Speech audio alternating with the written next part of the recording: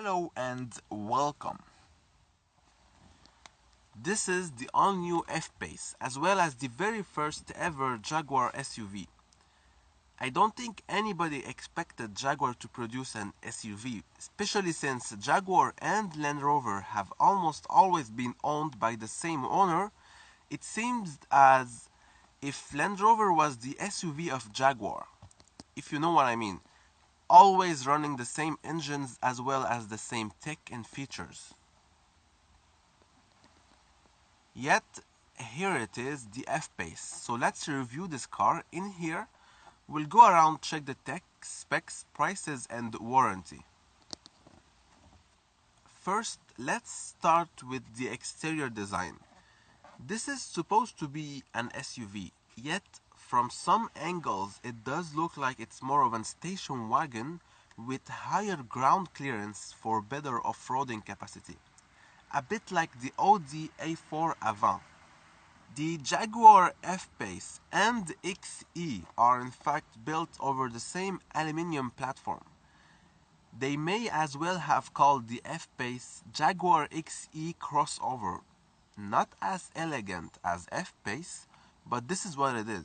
Regardless of how you see it, it looks great. Each country has 4 main variants, and each variant comes in with new standard option as well as more available optional option to choose from. Right off factory, you get to choose multiple colors. I'll use this chart to summarize colors options starting from base model up to most expensive ones. Despite dark gray or white, there is not much bright colors options. There is the British green, which usually doesn't work very well on SUVs, costs $600. There is dark sapphire, which is kind of a dark light blue. It works on jewelry, but on cars not so much. There is the Italian red, absolutely beautiful and costs $600 as well. There is another shade of red, a bit darker, still beautiful, costs $600, called Odyssey Red. It's almost the same for USA, except the British Green and Italian Red are not available on the lower grade model. Otherwise, UK, British and Italia are exactly the same figure as Canada, and Jaguar China offers all bright colors for no extra cost except British Green and Italia Red, which cost 10,000 yens. Finally, South Africa, it seems they don't bother showing off optional prices on the South Africa Jaguar website. Now, going over the wheels section, it's another story. So much wheels design, each variant has even a whole set of different designs to choose from. In Canada, I would suggest to stick with the standard set and especially avoid the 22 inches. They are way too expensive to maintain in good order. There is one part of owning an expensive sports car that you never hear until you own one. Because of the poor road quality, a lot of people go through an average of 7 tire change and 3 wheel change every year. To stay out of statistics, stick with thick rubber and smaller wheels. Otherwise, if you're really tempted, Canada and USA seems pretty fair, but UK you have to jump over the S variant to get the 20-inch wheels as standard.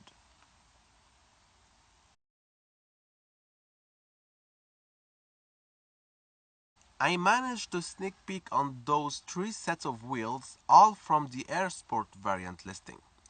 This one is the standard 19 inches Air Sport. Those are the $500 upgrade, still 19 inches. And those are the $1,000 upgrade, 19 inches as well. By the way, the chart is big because there are too many choices to make when purchasing an F-pace, which is kind of annoying. Moving on the roof. Canada and USA both offer the sliding panoramic sunroof as standard with all models, even the base lower grade USA F-pace, which is marvelous. But in UK, it's different. They have the panoramic roof as an optional option, and if you even wanted to slide, you have to pay a little bit more. 1,500 British pound for the sliding panoramic roof, or a bit less, 1,200 for the simple panoramic roof, which is a window on the roof, doesn't slide or anything else. Regardless of where you live, the first edition comes as standard with the sliding sunroof.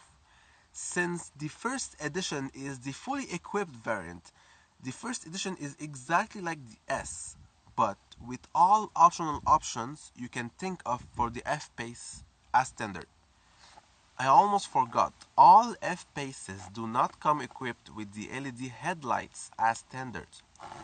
You may have LED integrated in the headlights, but not fully LED headlights, those are expensive.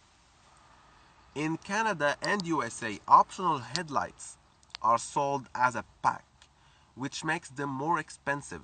Everywhere else in the world, you can order option almost individually, which makes them a bit more affordable.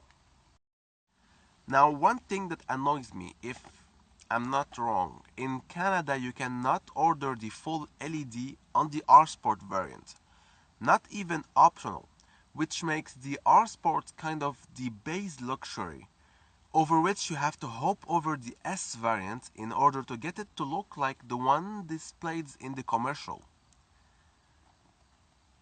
Anyway, that's it for exterior personalization. Now let's move on to the engine and mechanical components. This chart should summarize engines available all around the world, but it doesn't mean that each engine is available everywhere. Basically, four main engines are running the F-pace. Both 4-cylinder diesel and V6 380 horse are available all around the world. But the V6 diesel is not available in North America, and the V6 340 horse seems not to be available everywhere around Europe. The V6 diesel is seriously awesome. A real shame we don't have access to it in North America.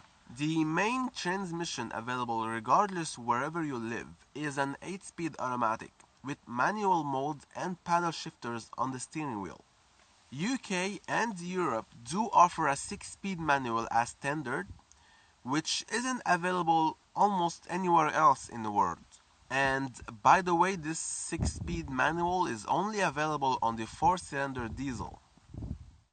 But to reduce the price, they are offering rear-wheel drive configurations on some of the cheapest F-pace available in UK and Europe. As a matter of fact, it's all-wheel drive for the rest of the world. In UK and Europe, the rear-wheel drive is only standard along with the 4-cylinder diesel. You can always order the all-wheel drive or rear-wheel drive as well as the 8-speed automatic over the 6-speed manual with the 4-cylinder diesel. The overall weight is around 1,700 kilograms, so this car is kind of heavy, but still is capable of sprinting from 0 to 100 in 5.5 seconds with the V6 380 horse. This car is tow rated up to 2,300 kilograms. When equipped with the 4-cylinder diesel, on paper this car is capable of 4.9 liters each 100 kilo. Since the gas tank can only handle 60 liters, you'll probably average 1,200 kilometers with a fully loaded tank of diesel.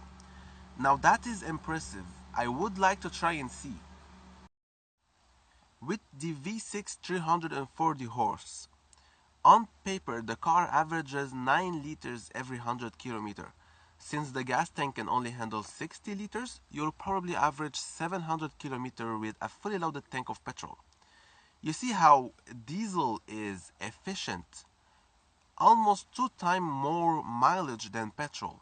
You don't even need electric cars with numbers like that. Now moving on the interior feature of the car.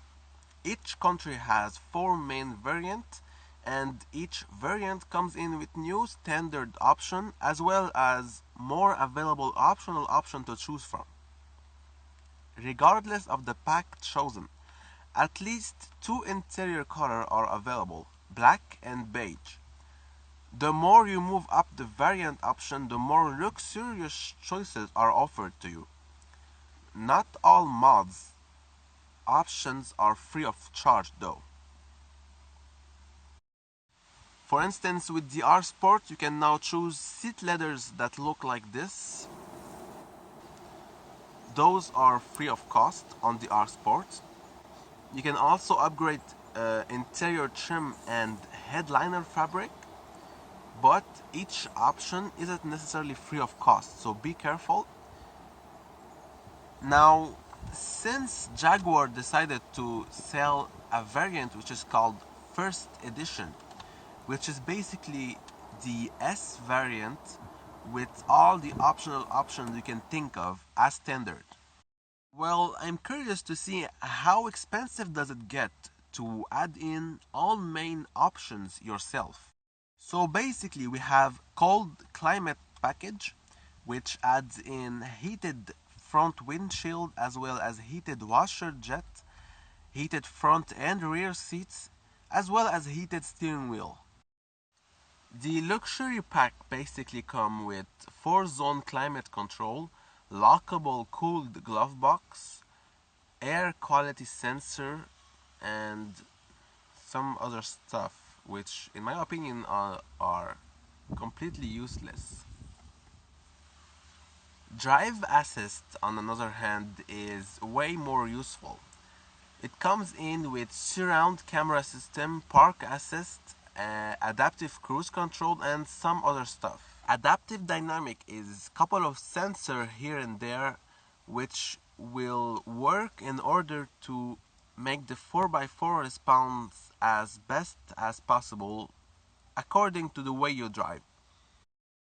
Then you have navigation and tech package, head-up display, convenience package which includes climate front seats, electrical reclining rear seats, rear seat remote release lever, and some other stuff.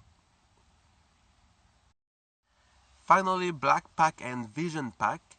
Black pack implicates all molding all blacked out, and vision pack is the headlights. Now if you notice, buying an S variant and adding in all options brings up the price almost the same thing as buying the first edition pack, which means you either go for the first edition, which comes as well in blue, very nice bright and blue, or you buy the S variant with limited options but a bit better price. In green, I've highlighted the most interesting variant I would choose, which means the 4-cylinder diesel with the 8-speed transmission and all-wheel drive drivetrain. Now in red are the prices which I find outrageous. By the way, today, July 2016, 1 euro is equivalent to 7.4 Chinese yen. I'll let you try and do the math. No, actually, I will do the math for you. The fact is, Chinese F-pace is twice as expensive as the one in Italy, for instance, and as a matter of fact, twice as expensive as anywhere else on Earth. 548,000 Chinese yens equates to about 100,000 Canadian dollar, which is twice the price of the base Canadian F-pace.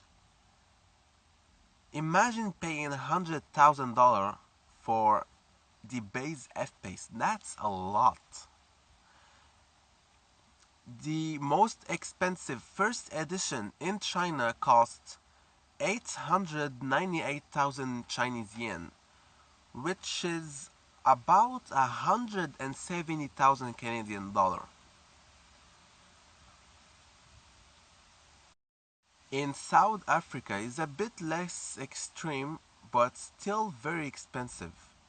After conversion, if I was you, I would buy my cars outside my country which sells them very expensive. In fact, it could be very actually, you could take it as a journey. You just travel, buy your car and come back with it. But if you buy your car outside your country, you have to keep up with the warranty coverage because each country it's different. For instance, in Canada, the warranty is 4 years or 80,000 kilometers. USA, it's 5 years or 60,000 miles. UK British, the base warranty is 3 years. I wasn't able to find on the website the exact mileage, but I think it should be around 48,000 miles. But you should easily be able to upgrade to 5 years or 50,000 miles for 560 British pounds. Italia, the warranty is 3 years, but the same problem as UK, I wasn't able to find the mileage. China and South Africa, they don't seem to display their warranty coverage on the website.